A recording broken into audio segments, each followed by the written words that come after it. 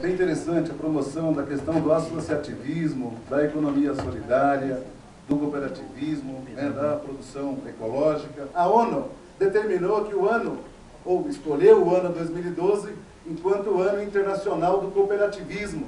E nós estamos trabalhando para próximas décadas. E aqui no Brasil nós precisamos avançar bastante. Voltar a uma questão da professora Moema, relativa à condição dos países emergentes, que estão chegando agora às maravilhas do consumo, ao direito de ir, de vir, de querer, de fazer, e de, a seu modo, atender os seus desejos, que ficaram por tantas décadas ali entupidos. O Brasil não se poupa, óbvio que não se poupa. Como é que você quer que poupa o sujeito? Eu tenho que combinar com o Arthur, com a turma do Arthur. Olha, pessoal, vocês que agora conseguiram melhorar o salário, trata de poupar e não de comprar sua casa, sapato, comida, etc. Uma tolice. Então os países emergentes também estão chegando na sua condição de ter padrões de consumo que dantes nunca imaginaram. E aí, como é que você produz para aqueles países que já consomem em excesso o direito de empobrecer, que é o que a gente encontra nesses debates pelo mundo afora? É evidente que você não vai, naturalmente, conseguir que as pessoas do outro lado desejem diminuir o seu padrão de consumo. Porque como é que eu faço o outro lado empobrecer e o lado de cá enriquecer e poder comer, não naquele padrão, consumir não naquele padrão, mas num padrão sustentável. Então, aí eu entendo que é através do instrumento contábil, que é dominado, conhecido, que a gente pode, então, na mesa, apresentar esses números, propor a criação de um fundo, e este fundo seja criado a partir dos déficits ambientais, que são, como eu disse, gerados pelos países envolvidos, e a contrapartida, curiosamente, os ativos ambientais são de propriedade daqueles países que não entraram ou entraram de forma atrasada no regime de desenvolvimento. Obrigado. Mas acho que o debate aqui, se eu recebi um relato, tem novidades. Acho que a pergunta é saber quais são as novidades. Nós estamos falando aqui de uma Agenda Nacional de Desenvolvimento Sustentável. Essa não é a novidade. Está na Agenda 21, celebrada há 20 anos, que os países teriam que ter agendas nacionais, e nós fizemos a nossa, teriam que ter agendas 21 locais, e há mais de 200 de municípios que fizeram agendas 21 locais, alguns casos que se destacam, foi feito um estudo há 2 anos atrás para o Ministério do Meio Ambiente, para o PNUD, destacando experiências relevantes, Prefeitura de Fortaleza, Cubatão, Belo Horizonte, tem no entorno do complexo petrolífero da Petrobras no Rio de Janeiro, tem uma série de iniciativas interessantes que engajam diferentes atores da sociedade em planos e processos de pactuação social para a transição do desenvolvimento. Isso seria, em resumo, a ideia da Agenda 21. Não é meramente uma agenda ambiental, é uma pactuação, um diálogo social para fazer a transição do desenvolvimento sustentável. Bem, se isso é verdade, e já foi feito há 20 anos atrás, qual é a novidade que nós temos aqui, talvez nessa sala? Novos atores que não se engajaram há 20 anos, ou nesses últimos 20 anos, nesse debate.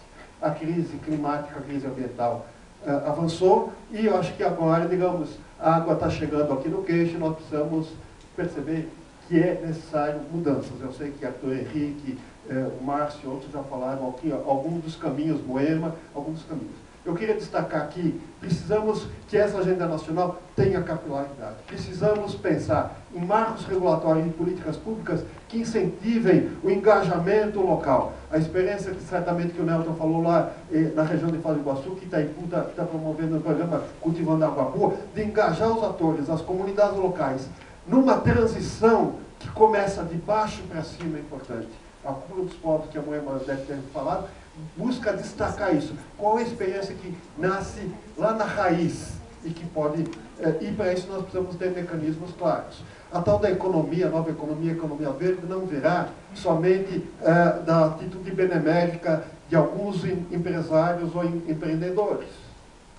Virá se nós tivermos marcos políticos que fomentem o engajamento das comunidades locais, que subsidiem as comunidades locais. Veja, um grande debate internacional, e eu sei que eu vou tocar num assunto polêmico, caro para o Brasil, com outros países, defende que os europeus eliminem subsídios na Europa. Obviamente, há diversas opiniões nessa sala. Mas o subsídio lá, e talvez vocês vão estar defendendo o subsídio, tem uma motivação. A função social da propriedade, a manutenção da paisagem, a manutenção do homem na área rural, do ser humano. Então tem outros benefícios que são caros para eles, e nós temos instrumentos econômicos e financeiros que nos garantam a presença do homem no campo, os arranjos produtivos locais, o apoio às comunidades locais. Nós precisamos não só a reforma tributária, mas uma mudança no sistema financeiro que tende a concentrar recursos e aplicações financeiras em grandes conglomerados corporativos e pouco fomentar apoios locais. Quer dizer, nós temos várias experiências no Brasil, o PRONAF, da economia solidária, que casam com a ideia de agendas 21 locais, com as transformações locais. Sim, da Associação Nacional da Micro e Pequena Indústria. O diálogo está provocativo, eu quero provocar também, falando que muitas falas colocam os empresários. Os empresários são diferentes também, né? Grandes empresários têm poder de influência e de criar políticas públicas, de ir ao Congresso Nacional e fazer com que as suas demandas sejam atingidas. Micro e pequenas empresas não têm, né? Apesar de serem responsáveis por 62% da massa salarial, dos empregos no país, só detém a produção de 25% da riqueza desse país, né? Então dependem muito das suas entidades de classe para colocarem verdadeiramente as suas demandas lá. Nessa medida, a micro e pequena empresa, a micro e pequena indústria em especial, quer ter o direito de ser sustentável, coisa que ela ainda não é, porque ela inclusive não consegue ter direito à sua sobrevivência. 30% não passam no primeiro ano e 57% não passam do quinto ano de sobrevivência. Então também é uma importância, porque quase 7 milhões de empresas são micro e pequenas no Brasil. 98% dessas empresas. Como é que a gente vai fazer com que a sustentabilidade verdadeiramente chegue, né, a essas empresas que são responsáveis por geração e distribuição de renda através do trabalho formal verdadeiramente nesse país? Obrigado. A Rejuma, Rede de Juventude pelo Meio Ambiente e Sustentabilidade, que também inclusive faz parte do Comitê Facilitador da Sociedade Civil para R+20. E eu aqui trago um debate que a gente tem feito dentro da Rejuma, que vai no sentido também de crítica ao modelo de desenvolvimento que tem sido adotado, seguido pelo Brasil e por vários países internacionalmente, né? Também a avaliação é de que é uma crise sistêmica, e um ponto que, por mais que possa haver críticas a respeito, deve ser mencionado também no debate, é sobre o decrescimento econômico, que no Brasil pode não ser a solução, porque tem muita gente que ainda é pobre, que não tem renda, mas a gente deve debater isso. Cristóvão Buarque, inclusive, é um nome que nacionalmente está colocando isso bastante na agenda política.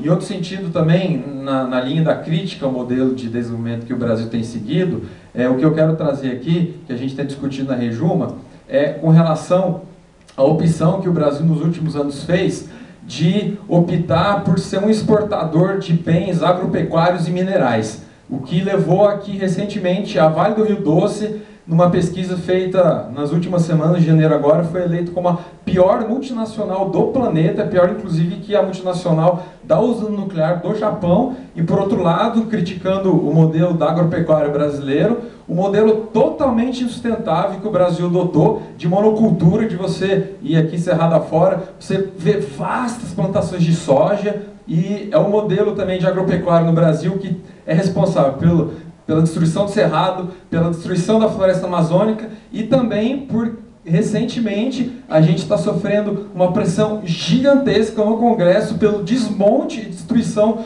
do Código Florestal, que, se a Dilma não vetar, o Brasil na Rio+20 vai passar vexame. Então eu queria mencionar isso daqui, que muitas vezes internacionalmente o Brasil está se projetando como uma potência, inclusive ambiental, mas internamente a gente tem pautas muito críticas que ambientalmente também devem ser mencionadas, então eu queria deixar esse registro aqui. E aí, como no início inclusive foi falar da juventude, eu faço parte de uma rede de juventude, né, Rejuma Nacional, a gente pede para que os atores que têm um poder de incidência dentro do processo institucional oficial da Rio+20 radicalizem ao máximo no sentido de trazer compromissos que firmem mesmo uma agenda nacional e internacional do meio sustentável, porque nós jovens e também os nossos filhos, a gente não vai poder esperar uma Rio+40, uma Rio+60 no mesmo patamar que a gente está agora, de uma crise ferozíssima, ambiental, de várias dimensões,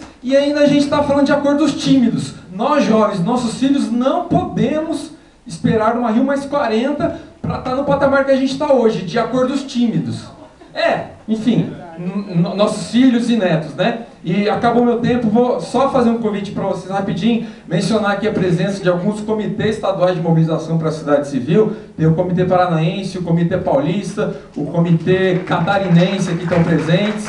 E a gente lançou o nosso comitê distrital na quarta-feira da semana passada. Se alguém que estiver aqui na plateia quiser participar do comitê distrital, procura a mim, procura a Carolina Malhete, que está por aqui, e também os outros membros dos outros comitês estaduais, quem for de fora de Brasília. Obrigado. Obrigado. Meu nome é Fábio. Eu vim como cidadão, apesar de trabalhar no Tribunal Superior do Trabalho. Eu acho que a gente tem que partir do foco global, foco Brasil, foco Estado, foco cidade, foco município, chegar ao foco cidadão, receber isso de forma comprometida. O Estado tem que estar comprometido com isso. Gostaria de falar sobre a meritocracia. Isso não acontece porque a gente verifica que as pessoas às vezes têm vários projetos magníficos, bons, mas não são executados porque o Estado não dá condições para que isso aconteça.